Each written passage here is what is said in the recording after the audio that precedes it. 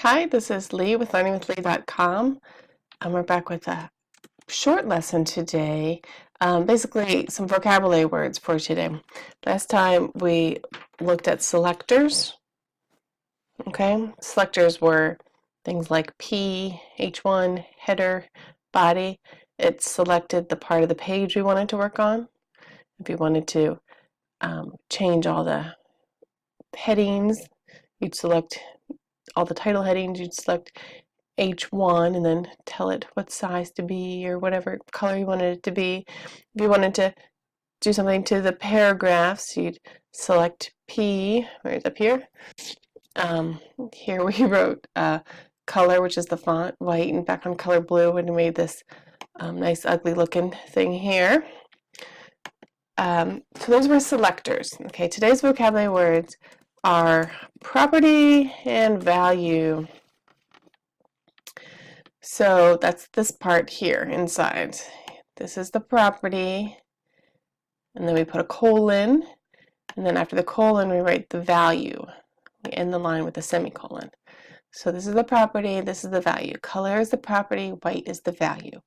So we're saying we want everything in the paragraph, all the words in the paragraph, to have the property of font color to take on the value of white. Okay, you want the words to be white. You want the property of background color, and anything labeled P, we're selecting P, we want that to have the property, take the property of the background color, and we want to give it the value of blue.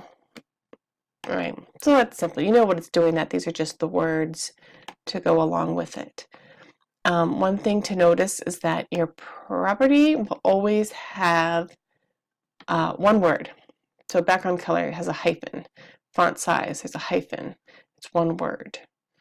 Some will take words as their value. Some can take words and numbers. There's different ways that you can choose colors, which we'll have a lesson just on color. Font size 3. On the blog, if you go to the link in the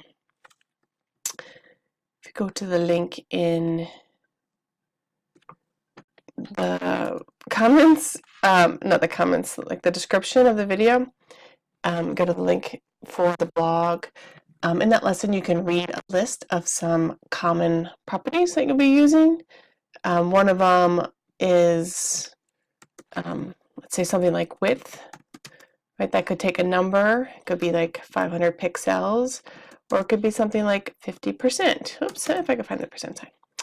It could be 50%. Okay, so some are going to take numbers, some are going to take words, some can take a variety of things. We will talk about sizing. I'll tell you what this rem thing is, and we'll talk about color selection, and we'll walk through, the next lessons we'll be walking through these different properties and how to use them and apply them. So not too much information today, but we're getting some more vocabulary, property and value, to use with our selectors. Okay, so keep playing around trying to select different parts. I've suggested using your lesson 9 or using your final project from your HTML and adding style to it. Just start working on it. Work on using size and color for your headings, selecting different parts of your text. Something else you could play with, here's one you can play with, something new to add on. Text align, center. Maybe you want your heading, your title right in the middle of the page. It's probably something that would be a common thing that you would want. So there's something you can play with. Another would be, so look at this thing. So I start typing text shadow, text transform. You can put it all into caps. You could say uppercase. Put it on lowercase. Text decoration.